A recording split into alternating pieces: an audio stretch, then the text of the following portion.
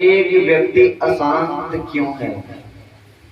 हमारे किसी के जीवन में शांति नहीं है, हमारे जीवन से शांति हट चुकी है। किसी से भी पूछो, क्या भैया क्या आप सुखी हैं? हर व्यक्ति की यही शिकायत है कि नहीं, हम तो सुखी नहीं हैं, हमारे पास ये समस्या है। समस्याओं की ढेर लग जाती है। कभी कोई व्यक्ति ये नहीं कहता कि आज मैं सुखी हूँ। हमारे पास असंतोष नामक धन है, लेकिन हमें लाना है जब आवे संतोष धन, सब धन है बेकार।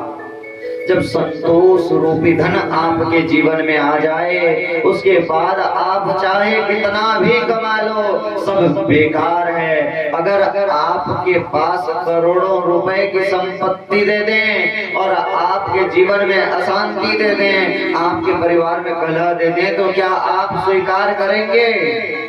नहीं। अगर हमें तो 2 वक्त की रोटी दे दो, हमें और नहीं चाहिए। हमें रहने के लिए छत दे दो, हमें रहने के लिए छत देने के बाद 2 वक्त की रोटी दे दो, और कुछ भी नहीं चाहिए। बस इतना है, भगवान इतना दीजिए जामे कुटुंब समाए, मैं भी भूखा ना रहूं और साधु भी भूखा न जाए। इससे ज्यादा की कभी अभिलाषा ही मत रखो। बस इतना मिल जाए कि आज मेरा पेट भर जाए और मेरे घर में कोई साधु संत भगवान आए तो उनको भोजन करा सकूं। इससे ज्यादा की अभिलाषा न रखें। हमारे जीवन में अशांति ही भरी हुई है। हमारे जीवन में शांति न रहने के कुछ कारण हैं। हमारे जीवन से एकांतवास चला गया है। पहले के समय में एकांतवास हुआ करता था। व्यक्ति मन की शांति के लिए एकांतवास रहना पसंद करते थे। लेकिन आज तो एक घर में अगर 6 सदस्य हैं, 6 सदस्य भी एक कमरे में हैं, लेकिन परिवार में कभी बात तक करने का समय नहीं है। 6 आदमी एक परिवार में हैं, एक ही कमरे में बैठे हैं, लेकिन सब अपने अपने मोबाइल में मगन हैं।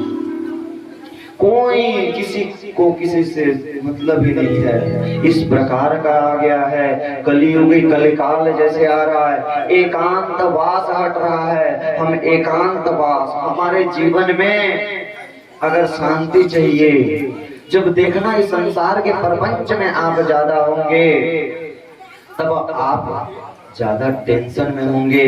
कोशिश करें कि कुछ समय अपने जीवन का बहुमूल्य समय निकाल करके एकांतवास भी करें। एकांत रहें, कुछ समय तो एकांत रहें, आपको बड़ा अच्छा लगेगा। इसके बाद दूसरा है अल्प भोजन। हमारे शांति न रहने का यह भी कारण है कि हम अल्प भोजन नहीं करते। अब कहीं जाना है, पेट भरते तक भोजन कर दिए तो हमें तो वो भोजन पकाने में, वो भोजन को पचाने में समय जाएगा। तो हमारा एकांतवास और अल्प भोजन कहाँ हुआ? मौन रहना चाहिए। हमें किसी से किसी चीज की आशा नहीं करनी चाहिए। आज हम सभी को अत्यधिक गुस्सा आता है। आज मैं आपको एक उपाय बता रहा हूं जिससे आपका गुस्सा कम हो जाएगा, आप क्रोध कम करने लगेंगे। जानिए कि गुस्सा हमें कब आता है। गुस्से के विषय में चर्चा करने से पहले ये जाने कि गुस्सा हमें आता कब है और क्यों आता है। गुस्सा हमें तब आता है जब हमारे मन की बात कोई ना माने। अगर आप किसी से कहें कि जाइए 1 गिलास पानी लेकर आइए, अगर वो पानी लाकर आपको दे दे तो आप गुस्सा नहीं करेंगे, और अगर नहीं ला के दिया तो आप गुस्सा करेंगे। हमारा गुस्सा का कारण है हमारे मन की अभिलाषाएं। हम चाहते हैं कि हमारे लिए वो ये करे, हमारी बात सब माने। अगर आपको गुस्सा से बचना है तो अपने जीवन से किसी चीज की आशा करना छोड़ दें। अगर आप किसी वस्तु का, आप किसी व्यक्ति का, आप किसी भी वस्तु निर्देशा कुछ भी चीज की आशा ना करेंगे तो आप कभी भी आप गुस्सा नहीं होंगे। और गुस्सा करके लाभ क्या है? मैं ये नहीं कहता कि गुस्सा ना करें, गुस्सा करें, गुस्सा भी आवश्यक है। गुस्सा नहीं करेंगे, एक छोटा बच्चा है बदमाशी कर रहा है, वहां गुस्सा नहीं करेंगे तो नुकसान है। जहां आवश्यकता है वहां करें, अनावश्यक गुस्सा न करें। आपके जीवन में शांति रहेगी। आप किसी चीज की अभिलाषा न रखें, आप किसी चीज की उम्मीद न रखें कि मेरा ये काम करे, इससे ये काम मिले, इससे ये हो जाए। अगर आप किसी चीज की उम्मीद नहीं रखेंगे, आप किसी चीज की अभिलाषा नहीं रखेंगे तो आपके जीवन से गुस्सा अपने आप चला जाएगा, अपने आप चला जाएगा। और शांति का साधन सबसे सर्वोच्च माना गया है अपने इंद्रियों में संयम। एक समय की बात है, कोई एक बहुत बड़े संत हुआ करते थे। जब उन्हें कहीं कहीं प्रवचन करना जाना था, उन्हें एक बड़ा सा कमरा रहने को दिया गया। वो एक नॉर्मल कमरे में सदा रहते थे। जब उन्हें एक बड़ा कमरा दिया गया, जब बड़ा एक कमरा दिया गया और बोले कि महाराज ये तो बड़ा कमरा है, क्या आप रह लेंगे? महाराज का जवाब था, हाँ कोई बात नहीं, बड़ा कमरा है, ठीक है, कोई आएगा जाएगा बैठेगा, बैठ सकता है, कोई आए तो बढ़िया फैल से रहेगा, मन शांत रहेगा। शिष्यों ने कहा ठीक है। अब अगली जगह कहीं गए तो वहां देखेंगे कि वहां कमरा छोटा दिया हुआ था। वो जिस कमरे में नॉर्मल रहते थे उससे बहुत छोटा था। अब बोले कि महाराज आपको तो बड़े में रहने का पसंद है, बड़े में रह लेते हैं, ये तो छोटा सा कमरा है, इसमें आप कैसे करेंगे?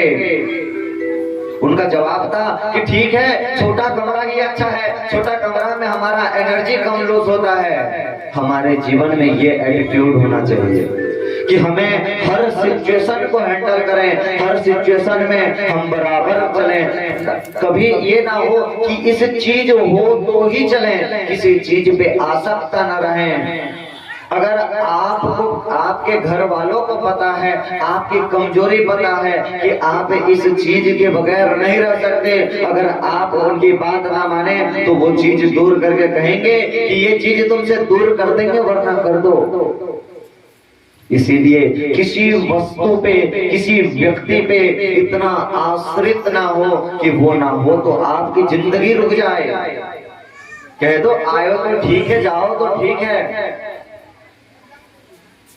कोई व्यक्ति अगर आपको, हमारे जीवन में एटीट्यूड तो रहे लेकिन कैसे, ये भी जानिए। हमारे जीवन में एक एटीट्यूड ऐसा हो कि अगर आपको कोई कुछ अपशब्द कह दे, अगर कुछ अपशब्द कह दिए, अगर आप उसमें रिएक्शन दे दिए, आप उसमें रिएक्शन देने लगे कि तूने मुझे इस तरह से कहा, लड़ने लगे। अगर आप अपनी स्लिप रोल करके कहने लगे कि तूने मुझे गाली दिया है, इसका अर्थ यह है कि आपने उस गाली को स्वीकार किया है। अगर आपसे कोई कह दिया कि तुम कुत्ते हो, तो क्या आप कुत्ते हो जाएंगे? नहीं। अगर आपने उसमें रिएक्शन दिया कि तूने मुझे कुत्ता कहा, तो इसका अर्थ यह है कि आपने उसे स्वीकार किया। हमारे जीवन में यह एटीट्यूड हो। कहना तो जिसको कह रहा होगा किसी को, मेरा नाम तो यह है, मेरे नाम से संबोधित करे तो जानो। इस प्रकार के जीवन में एटीट्यूड भी रखना चाहिए। जीवन में हर एक सुख दुख से परिचित रहना चाहिए। जीवन हमारा एक गाड़ी है, हमारा जीवन एक गाड़ी है जिसके सुख और दुख नामक दो पहिए हैं। हमारी जीवन की गाड़ी अगर चलनी है, हमारी जीवन की गाड़ी अगर चलेगी तो सुख और दुख दोनों साथ चलेगी। एक बैलगाड़ी, उदाहरण से समझिए, एक बैलगाड़ी खड़ी है। बैलगाड़ी वो हमारा शरीर है और दूसरा एक पैर, उसका एक चक्का है सुख, एक चक्का है दुख। क्या आप सुख नामक चक्का को बस चलाएं तो गाड़ी क्या आगे बढ़ेगा? नहीं। अगर आप बस सुख नामक चक्का को चलाएंगे, सुख नामक उसका टायर को चलाओगे, उसके चक्का को चलाओगे, तो वहीं वहीं गोल गोल घूमते रहोगे, वहीं वहीं गोल गोल घूमते रहोगे। इसका अर्थ यह है कि आप जो भी आपको मिला है इसमें संतुष्ट हो गए हैं। अर्थात आपके पास करोड़ों की संपत्ति है तो आप उसी में हैं। आपके जीवन में यह अभिलाषाएं रहे कि आपके जीवन में ठीक है, सुख नामक चक्का आज घूम रहा है तो दुख को भी चलाना पड़ेगा। अगर आप यहाँ से वहां जाना है, सुख पहिए को ज्यादा खींचेंगे तो इधर दुख के पहिए को भी ज्यादा खींचना पड़ेगा। उसके बाद ही बराबर में आप मंजिल को पहुंचेंगे। अगर आपको भी मंजिल तक पहुंचना है, सुख और दुख दोनों को साथ लेकर के चले, आप जब बराबर साथ लेके चलेंगे तो सदा ही अपनी मंजिल में पहुंच जाएंगे, सदा ही अपनी मंजिल में पहुंच जाएंगे। इससे कभी घबराए नहीं। आज सुख आया है तो दुख भी आएगा। हर एक व्यक्ति आज जितना भी सुखी क्यों ना हो, एक ऐसा वक्त जरूर आता है कि उसे भी दुखी होना पड़ता है।